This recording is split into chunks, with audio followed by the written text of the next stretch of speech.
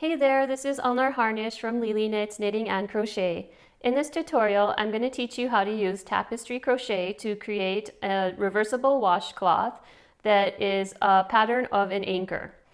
So to get started, I have a foundation chain ready and I've chained 41, which is what we need to create our first row of single crochets, and we want 40 single crochets. So we chain 41 because we skip our first chain for our first single crochet. So immediately in the pattern, it doesn't call for a second yarn color, but I'm going to add another yarn color just to carry it along so that the fabric remains consistent throughout. And even though we're not using it and it's not going to show, it will make a difference in the end result if we skip adding the second yarn from the very beginning. So it just makes it look more consistent. And I can also show you how easy it is to add it and carry it along in the back of your work. So for row 1, we're going to read it from right to left, and all odd rows after that are going to be read from right to left. And then because we're working back and forth, since it's a flat pattern, the even numbered rows are going to be read from left to right. So just keep that in mind when you're working. Don't forget to keep switching the direction that you're reading the pattern from based on what row you're working on, if it's an odd row, an even row. So your odd rows are your right side of your work, and the even rows are the wrong side of your work. But in the end, it's going to look, it is reversible, so it's going to look the same or pretty similar from both sides.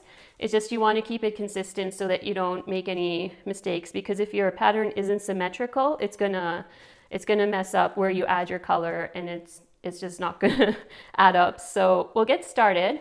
Gonna start my single crochets in my foundation chain.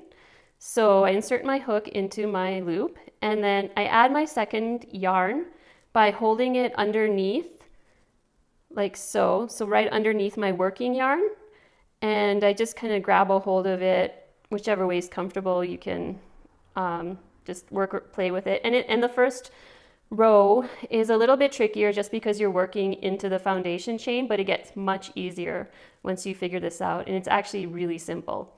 So to get started, I'm going to just do a single crochet in my second chain from the hook, and just crochet over my second yarn, so my blue yarn, which is the yarn that's not in use.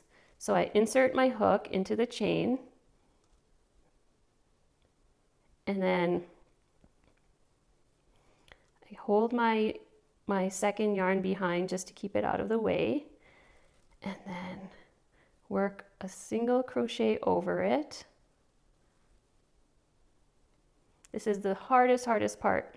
It's just adding it in, and it's just a little tricky to get started, but once you get the hang of it, it's pretty easy, and you know you did it right because you can kind of like pull it and it'll keep going. So it's securely attached now. And now I just continue single crocheting along my foundation chain with the second yarn behind and working over it with my main yarn. So I insert my hook into my second chain, or sorry, third chain, I guess, but this will be my second single crochet of the row. And it goes underneath that second yarn. So that's how you work over it. See, you can see my main yarn is over the second yarn. And I just work up a loop, and then I finish off my single crochet by working through the loops on the hook. And so now I have 2 single crochets. You can kind of see them right there. And my second yarn color is hidden behind the stitches, so you can't see them. And I'm working over it, so you can kind of see it on the other side, but just barely. And like when your work is done, you won't even really notice it. So I'll do my third one just to show you again. And once you get the hang of it, it goes really fast. So one thing to note here is that if you're not keeping your second yarn tight enough in the back, it might start like kind of bunching through. And I'm doing an okay job here, so you can't really see it, but you just want to make sure you pull it snug so that just so that it looks cleaner and you don't see the yarn color through. And then you want to make sure that you also don't pull it too tight, because then your work will like bunch up. You'll have like really tight crochet stitches. So you don't want to do that either. So you want to just kind of hold it at the right amount so that it's laying flat, but it's not too tight or too loose. So every few stitches, just turn your work around and look and make sure that you can't see that second yarn. And if it looks like it's looping through, then just pull it a little bit snug. I like to work my stitches tightly because I feel like it hides the second yarn color more. So just keep that in mind as well. If you want to use a smaller hook, if that helps, just make sure your gauge is the same. Otherwise your washcloth could turn out too small. Unless you like it smaller, then that's good too. So you can see here I need to just pull it a little snug and then keep going. So I'm just going to finish off my foundation, or sorry, my first row into the foundation chain, and then show you how I work the second row. So I finished my first row of single crochet, and you can see that even though I'm crocheting with two colors, you can only see the main color, which is the beige. And I'm going to turn my work now and start working on row 2. So to turn your work, you simply chain 1 and then turn. And now I'm working in the other direction. So it's important to look at the pattern, as I mentioned before, and start reading it in the opposite direction as well. So I'm going to start by looking at the pattern, and as you can see, it's just another row of the main color. So I'm just going to carry my yarn through again and just, carry my second yarn color through again and just work with my main yarn color. So the way that you do it for a non first row, I guess, or not working into the foundation chain, is you hold your yarn either to the front or the back of the work and continue crocheting on. What I do is on my even rows, so on the wrong side of my work, I crochet with my second yarn to the front of the work, and then with my right side rows, I crochet with my second yarn to the back of the work. And it's important to just keep that consistent. It doesn't really matter which way you do it, as long as you're always alternating whether your second yarn is in the front of the work or if it's behind the work. So because I'm on row 2, I'm going to keep it in the front and carry it through just like how I did for the first row. I have my turning chain, and I'm just going to crochet into my first single crochet. So I'm crocheting over my second yarn color. So I insert the hook into my I think I split the yarn. There we go. I insert my hook into the first single crochet, and I draw up a loop, and then I finish my single crochet like so, and I've crocheted over the second yarn. And I'm just going to continue doing this all the way down the row. And you can see that we can't see it. We can't see the second yarn color. We're crocheting successfully over it. It just takes a little getting used to hold the yarn, like holding two yarn colors at the same time, but once you get the hang of it, it's not so bad. And I much prefer hiding the second yarn color to having floats, because then you can't make reversible things like washcloths. So I have a few single crochets here, and you can see that I've hid the second yarn color. And if I turn the work around, so we're looking at the wrong side right now because I'm working on row 2.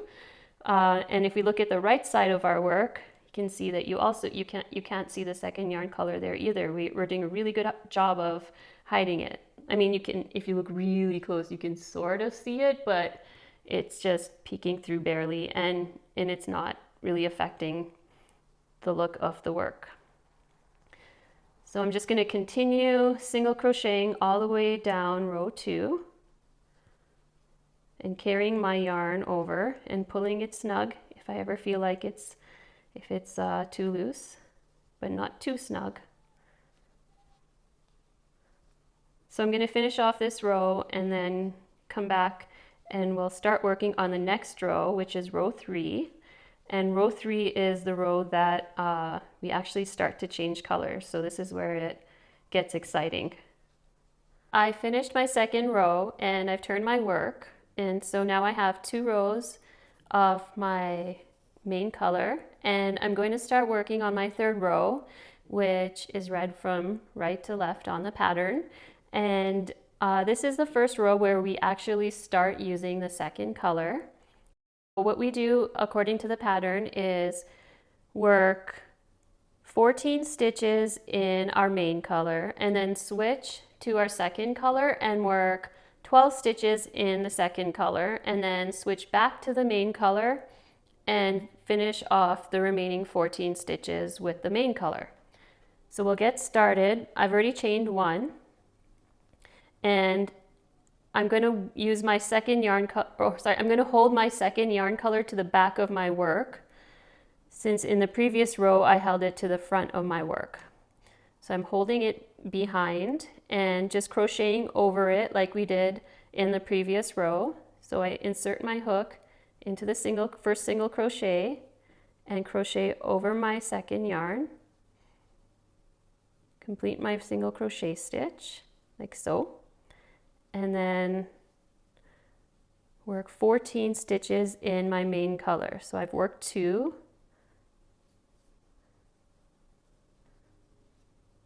3,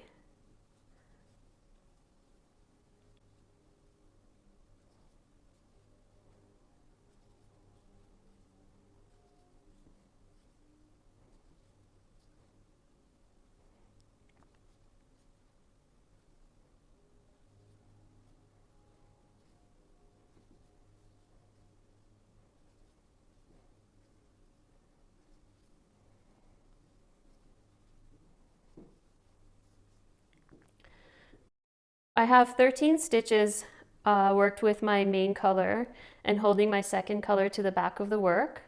And so on the 14th stitch, you have to switch your colors on the stitch before the first stitch that you're going to work in the next color. So on my 14th stitch in my beige, I'm going to switch to the blue while I'm working that stitch.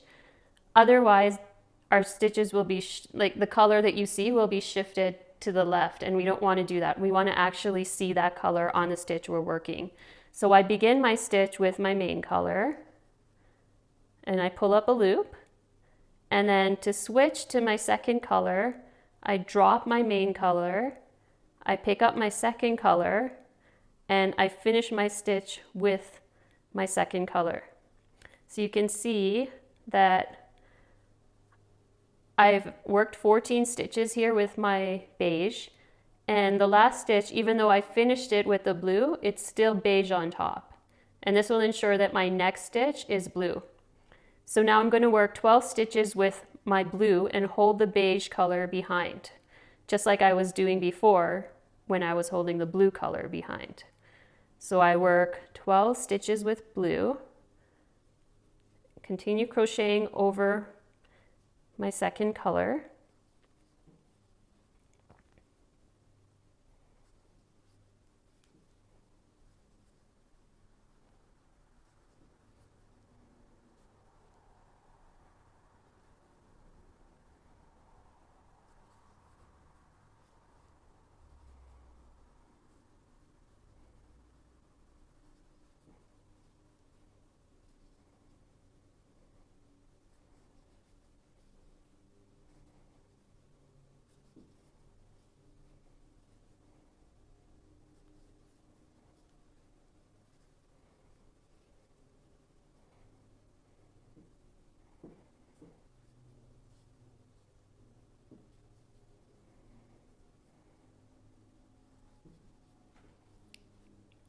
Okay, so I've worked 11 stitches in blue. 1, 2, 3, 4, 5, 6, 7, 8, 9, 10, 11. And now on my 12th stitch, I'm going to switch back to beige.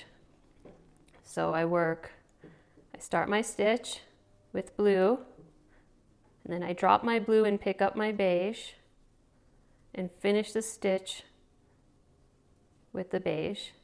And then you can just make sure that you just like pull this the second color that's now behind, just pull it a little bit tight so that it doesn't have a really loose stitch there. And then continue on with the beige to finish off my row.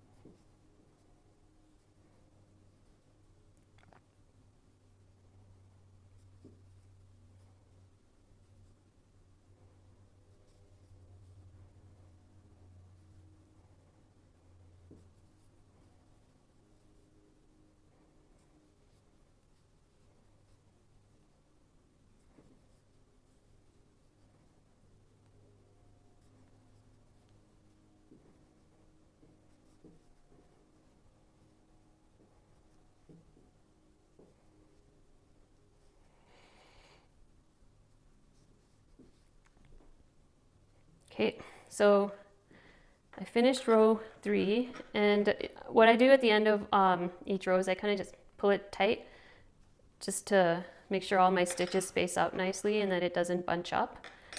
It works really well with cotton yarns. They just lay flat nicely. So you can see that I have my blue colors now showing for the bottom of my anchor. And on the back, it's reversible.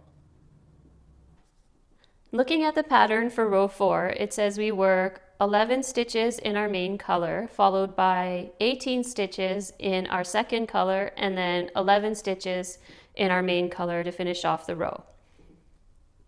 So we'll begin by working with our second color in the front of our work because it's a wrong side row, and crocheting 11 single crochets in our main color, which in this case is beige.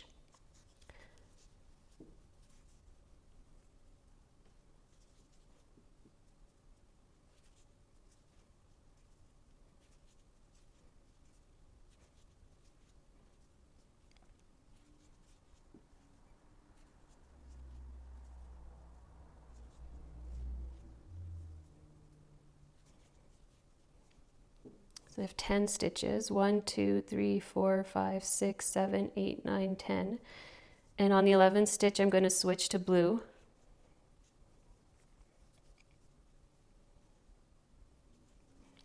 And then I pull the second yarn color tight. And remember to hold it in front. And then start working my 18 stitches in blue, or my secondary color.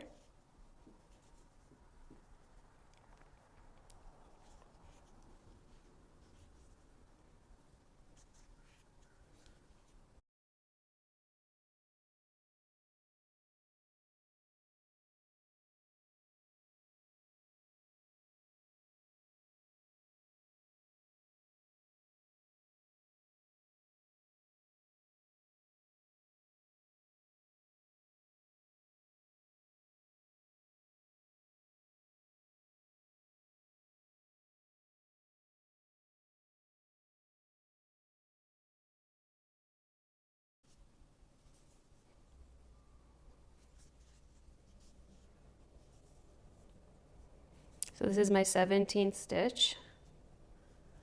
And then for 18, I'm going to switch back to beige. So I start with my blue, and then I drop it. And I pick up with my beige color.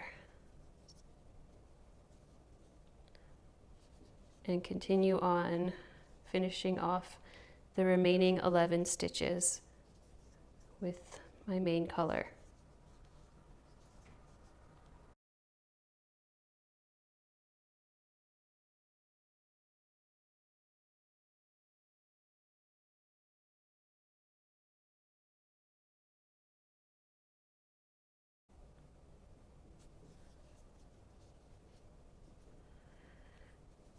And that's the end of row 4. So I'm just going to pull it tight just to spread out my stitches more evenly. And you can see that it's starting to take the shape of the bottom of our anchor.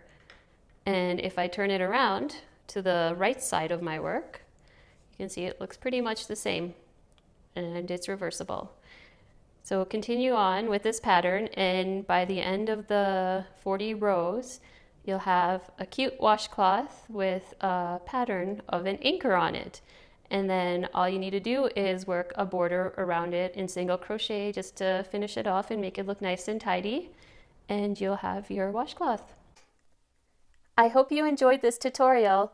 If you did, make sure you subscribe to the Lily Knits YouTube channel and give this video a thumbs up. You can find the free pattern for this washcloth on the Lily Knits website at www.lilyknits.com. And as a bonus thank you for your support, for anyone who purchases the PDF copy of the pattern, I've included a couple of additional free nautical themed washcloth patterns so that you can make a full set. These washcloths make a super cute, thoughtful baby shower or first birthday gift. As always, thank you so much for your support and follows. It means so much to me to share my love of knitting and crochet with all of you. Bye for now.